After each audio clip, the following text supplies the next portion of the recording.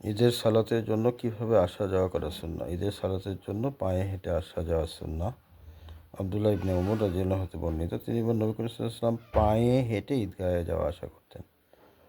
ঈদগাহে আসা যাওয়ার রাস্তা পরিবর্তন করা এটাও একটা সুন্নাহ। আর এটা একটা হাদিসে পাওয়া যায় যে কীভাবে পাওয়া যায়,